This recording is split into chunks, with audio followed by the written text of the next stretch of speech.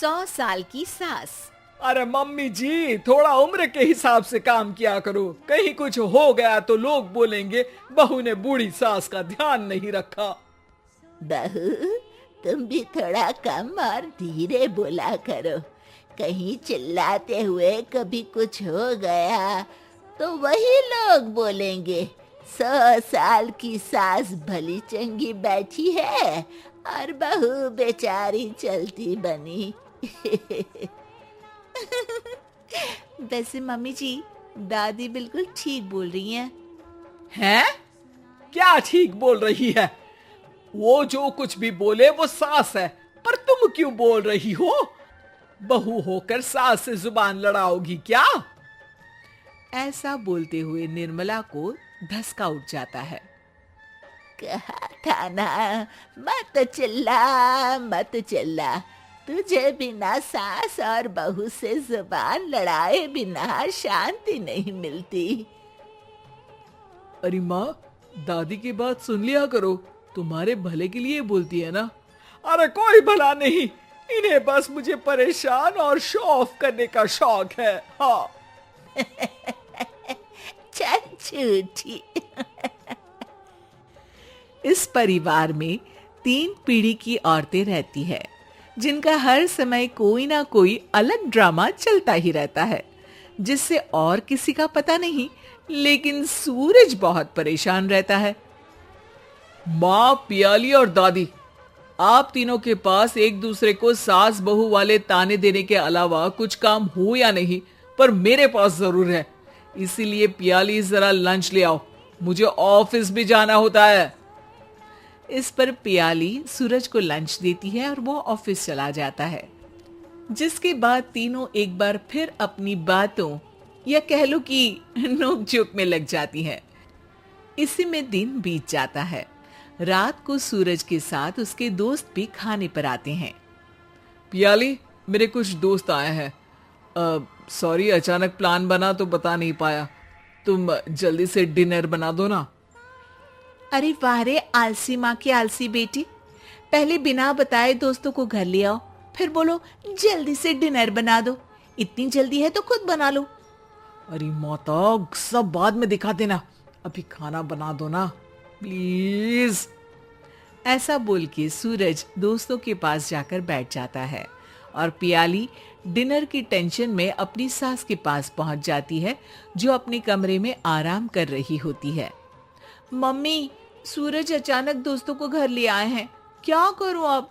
कुछ ऐसा बताओ ना जो जल्दी बन जाए और सर्व करते हुए भी अच्छा लगे। अरे रेस्टोरेंट से मंगा ले, दोबारा परेशान मत करना, सोने दे मुझे।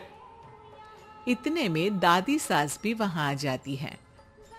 वाह, आलसी का आइडिया भी उसी की तरह बेकार है। कोरोना में बाहर से खाना मंगाएंगे। बहू, तुम सो ही जाओ, वही काम अच्छे से कर सकती हो। चल पियाली, मैं बताती हूँ क्या करना है। इस पर दादी सास पियाली के साथ मिलकर सारे मेहमानों के लिए खाना बनाती है, जिससे उन्हें ज्यादा मेहनत भी नहीं करनी पड़ती और सबका पेट भी भर जाता है। दादी के इस आइडिया से पियाली और सूरज बहुत इम्प्रेस हो जाते हैं। दादी, क्या यही खाना आपकी इस उम्र में इतना एक्टिव रहने और एंडलेस लाइफ का राज है? वैसे दादी ने आज तक राज किसी को बताया नहीं। इन्होंने ससुर जी तक को नहीं बताया, तभी तो वो ऊपर पहुंच गए और ये अभी तक यही है। तेरी सास मेरे ऊपर पहुंचने का ही इंतजार कर रही है, पर इस आलसी का ये सपना पूरा नहीं होने वाला। क्यों जी, अमर होने का वरदान लेकर आई हो क्या? अमर का पता नहीं, पर लगता है तुझसे लंबा जरूर जी लूंगी। इससे पहले कि दोनों सास बहू में कोई बहस शुरू होती, पियाली बीच में बोल पड़ती है। ठीक है, आप दोनों लड़ क्यों रही हैं? हम तो चाहते हैं कि आप दोनों हमारे साथ हमेशा रहें।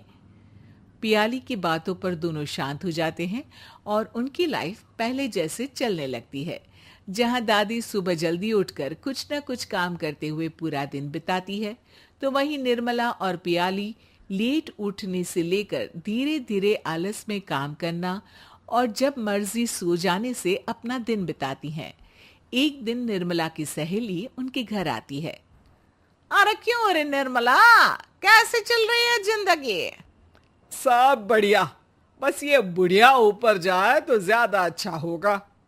अरे ऐसा क्यों बोलती हो? तुम्हें तो उनसे सीखना चाहिए, वो बहुत फुर्तीली हैं। मैं उन्हें रोज मॉर्निंग वॉक करते हुए देखती हूँ, और वहीं तुम और तुम्हारी बहू हैं जिन्होंने शायद सुबह का सूरज आज तक देखा ही नहीं होगा। सहेली की बात सुनते ही निर्मला भड़क कर चिल्लाते हुए पियाली और अपनी सास को वहां बुलाती है, जिनके साथ सूरज भी वहां आ जाता है, और ये सब देख सहेली वहां से चली जाती है। अरे सासू माँ, आपको हमसे क्या दिक्कत है? अब तो मेरी सहेलियां भी आपकी वजह से मुझे ताने देने लगी है। मम्मी जी, कुछ तो लोग कहेंगे, लोगों का काम है कहना, आप इग्नोर करो ना। अच्छा वैसे महारानी, वो तुम्हें भी वही सब बोल रही थी? है? मैंने क्या किया? अरे किलस क्यों रही हो? अब तो समझो और अपना लाइफस्टाइल सुधारो। ओ मोरी मैया, अब हमारा लाइफस्टाइल भी खराब हो गया क्या? आपका तो हाई फाई है ना, बस उतना ही ठीक है। तुम लोग हमेशा पूछते हो ना कि मेरी इस उम्र और अभी भी इतने एक्टिव रहने का राज क्या है, तो वो ये लाइफ स्टाइल ही है, जिसे हाई फाई नहीं पर सिंपल कहते हैं। दादी, अब कहना क्या चाहती हो? यही कि मैंने अपनी जिंदगी में बहुत किताबें पढ़ी हैं, जिनमें एक किताब से मुझे ये समझ में आया कि हम कितने गलत तरीके से जिंदगी जीते हैं। उसी के बाद मैंने एक अच्छे जीवन के लिए इकिगाई रूल अपनाया, जिसका मकसद तो सिर्फ अच्छा जीवन जीना था। इतना लंबा कैसे जी गई मुझे खुद अचंभा होता है। ओह, तो मतलब आप मुझे परेशान नहीं करती थी? वो तो आप करती हैं। वैसे ये इकिगाई क्या है? थोड़ी रिसर्च खुद भी कर लो आलसियों, सब मैं ही बता दूं क्या?